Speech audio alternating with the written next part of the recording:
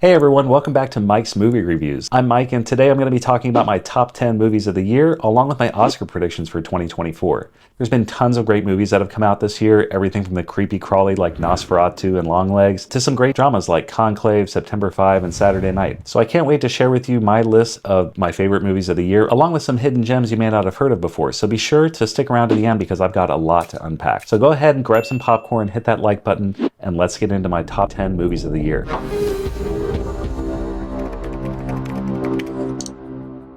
So starting off at number 10 is a foreign film, and that is How to Make Millions Before Grandma Dies. I watched this one a few months ago and I thought it was really excellent. The acting in it made me feel like I was a part of their community. The story is great, and it was delivered in such a touching way. I really felt as though I was a part of this community, and I just really enjoyed this film, and I'm glad that I watched it. And it's one of my favorites of the year. Number 9 is a newer release. It is called Better Man. This is the sort of musical biopic of Robbie Williams, where he is portrayed as a CGI kind of ape or monkey. I really related to this movie just from my personal experience in life, knowing some musicians, and I thought this was a great film overall. It really shows the behind-the-scenes struggle of what artists go through. I really thought it was done excellently. It looked really good, like it looked Planet of the Apes good. So I was very impressed with the visuals of this, and the music as well. It had a great original song, I think could do well at the Oscars, and I believe that Robbie Williams will be praised for this film in the future. And that's what made this movie really stick out to me, was the combination of music and visuals and the storytelling aspect of it. It just all kind of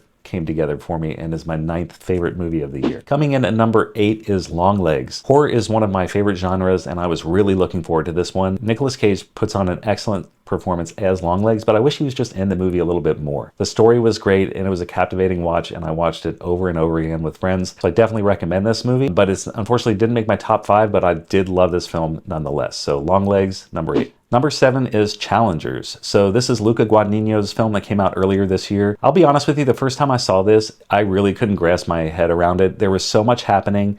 The time of the film is broken up and it's completely told out of sequence, so you really have to be paying attention to it. But the score was outstanding. The Trent Reznor, Atticus Ross score of this was incredible. It's probably one of my favorites of all year. That score alone made it stood out to me. The cinematography, the camera work in it was excellent. The acting was excellent, and the story, once I got a grasp of it, I really could appreciate. And on a rewatch, I really liked the film quite a bit better. So overall, again, I'm giving this one my 7th place pick of this year. Number 6, we're going back to horror again, and this one is The Substance. Now, I had heard a lot of buzz about this movie before it came out, but nothing could have prepared me for what I saw when I saw this in the movie theater for the first time.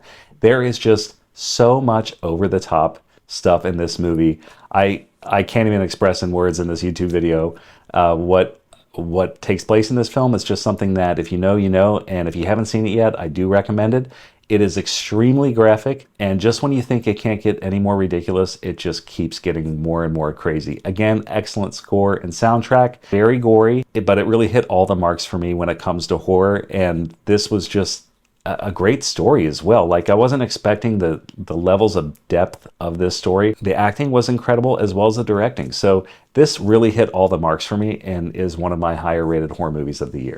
Okay, so now we're getting into my top 5 movies of the year. Number 5, I'm going to start with another drama, and this one is going to be Conclave. Now, to be honest with you, I wasn't the most excited about this. It felt like it was going to be a very boring sort of political type drama, but it was anything but that. So this movie takes place in the Vatican after the Pope is sick and he dies, and it's all about the conclave coming together, all the bishops coming together from around the world to vote on who the next Pope is going to be. And it is like the most gossipy thing. I just wasn't expecting what takes place in this to take place. And the story just kind of caught me off guard. The acting is excellent in this movie, and it looks great. It had all the pieces and all the makings of a great movie, and it really worked for me. So I'm glad that I enjoyed this one, and I think you will too. So definitely check out Conclave if you haven't seen it yet. My number 4 movie of the year is A Complete Unknown. Now, this one I just got off of watching a couple times. This one stars Timothée Chalamet as Bob Dylan, and it's basically a biopic about his life in the early 60s, starting when he was 19. And I found this to be a very interesting story. I didn't know much about Bob before this movie, and it makes me want to learn a little more about him and his music and his career. I think that should be the goal of any movie, right? Is to get you to want to learn more, especially things based on factual events. So I'm glad that I watched this one. The music was very well done in this film. The acting was great, especially by Ed Norton and Elle Fanning. I thought both of them were terrific in the cast, as well as everyone, really. So this really hit the mark for me when it came to the cast as a whole, as well as the production. It looked like something straight out of the 70s, and it sounded excellent. So I like the music, I like the cinematography, I like the acting. This just kind of had it all for me, and that's why it's my number 4 pick of the year. So my number 3 movie of the year is a horror movie, and it is Nosferatu. I was really looking forward to this one, and it did not disappoint. Now, I'm going to be fair and honest and say I don't usually like all of Robert Eggers' movies, but this one is head and shoulders above anything that I've seen. I sort of like The Witch, but this one is much, much better. I think it's going to appeal to a much broader audience as well. The acting in it is spectacular. The way that he chooses to tell the Nosferatu tale is very captivating for an audience from today. I think that it looks extremely beautiful, especially for a gothic horror type movie.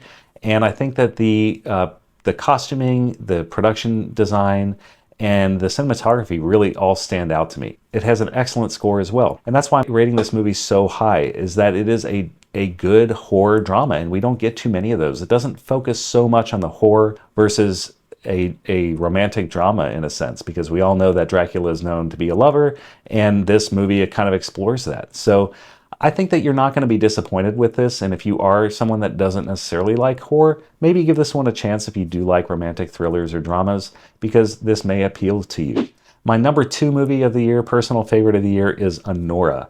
This one really surprised me. I wasn't quite sure what to expect. I remember seeing the trailers for this early on thinking, oh, that's going to be a fun movie to watch, but I didn't know how deep this story would go and how much I would really enjoy this one. I thought the acting really worked well together as a cast. I thought the lead, Mikey Madison, she did an excellent job in this film as well. It really kind of told this fun, quirky story about how a rich Russian heir, I guess you would say, fell in love with someone that was not from the same world as him, and how his parents tried to commandeer that relationship. And it was told in a very fun way, and I think this is going to appeal to a lot of different audiences. I think that the story is told in such a way that it feels very realistic, and I think that many people are going to be able to relate to certain aspects of this movie, and for that reason, it's going to earn the number 2 spot in my list of top movies of 2024. So that just leaves one movie left. So if you like what you've seen so far, don't forget to subscribe for me, hit the like button, leave a comment, help me get to 1,000 subscribers here. I'm really trying for you guys to make some good content, and I thank you so much for all of your help and support, everybody. And now that we're here for my number 1 movie of the year, personally for me, that has got to be The Brutalist. Now, this movie was a sleeper hit for me. I had always heard about how crazy the runtime was. It is 3 hours and 35 minutes, and it has a 15-minute intermission. This is by far the longest movie I've ever seen in a movie theater, but if you could believe it, when I got out of there, I was like, I wish this was longer, because I wanted to learn a little bit more about what happens after the fact. So this one tells the story of Adrian Brody as Laszlo Toth,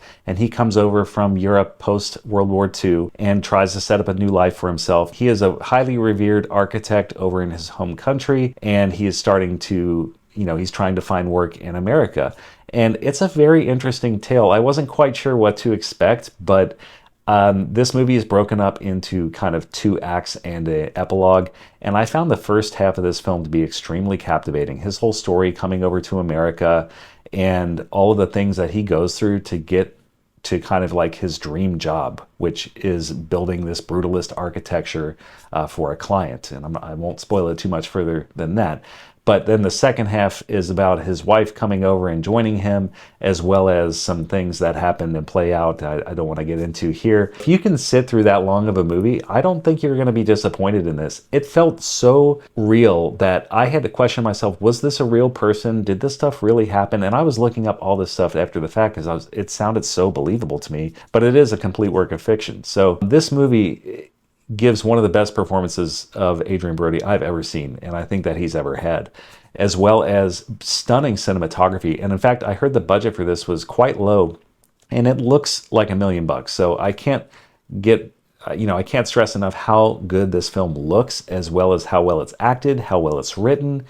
Really every key piece in this movie, I believe, sets it head and shoulders above anything that I've seen. Not just the length, but the whole story in and of itself is just absolutely outstanding, and it's definitely going to get my vote as my number 1 film of the year. Now, how does this stuff compare to what I think my Oscar predictions are?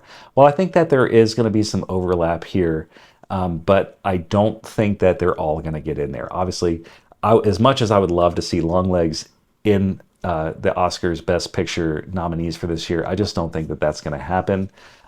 But I do want to give you my top Oscar picks. So one movie that I really did enjoy that I didn't put in my top 10 of the year is Wicked. I think that that movie was just so popular and the music is so captivating that a lot of people are going to vote for that to be included in Best Picture for the Oscars. So I wasn't trying to snub it or leave it out on purpose for any reason. It's just that I personally like some other things, like some horror, a little bit more than I enjoyed Wicked, but I do think that since it did so well at the box office and a lot of people enjoy that movie, that it will get nominated this year for Best Picture. Another one kind of in the same boat is Dune 2. Now, personally, I'm not a big sci-fi movie kind of person, so I never really got into the Dune series. In fact, the first one, before Dune 2 came out, I actually tried to rewatch the first one about 5 times and I fell asleep at the beginning every single time. So Dune is just not for me. And I feel as though if it were, I would have probably put that in my top 10 list for this year. But unfortunately, it's just not a genre I typically vibe with. So I did leave that one out as well. Now, another movie I think that's going to get an Oscar nomination for Best Picture is probably going to be Emilia Perez. This was a Spanish film that Netflix put out later this year. And I did see a screener of this one. I really enjoyed it. It wasn't my favorite movie, but I thought that the concept of the film was very captivating. It's about this drug lord that wants to live out the rest of his days as a woman. And it's all about how is he going to make this happen with this person's help. And it's a really interesting story, kind of told in a musical way. So I did enjoy the music from this one, but I wouldn't necessarily put it in my personal top favorite movies of the year, but I do think it's going to get nominated. Another one I think is going to get an Oscar nomination is A Real Pain. Now, this one was very close to being on my list. I really enjoyed this movie. This was Jesse Eisenberg and Kieran Culkin, and they explore kind of trying to relive where their grandmother grew up after that she had passed away. She had left them some money to go visit her hometown in Poland. And this is the only movie I think that it's 90 minutes long, and I feel as though I went through the entire wave of emotions that you could possibly go through in that 90 minutes. Very well written. Kieran Culkin is hilarious in that movie. I think that if you do want to watch a more serious movie, but with some funny moments, this would be good for you. I could see this getting nominated. I think the writing is really good in this movie in particular. Me personally, I wouldn't necessarily vote for it as a Best Picture, but I do think maybe Best Screenplay or something like that. The writing's very powerful, and then Kieran Culkin is just outstanding in this film. So I do think that he'll probably get a nomination for Best Supporting Actor in this one.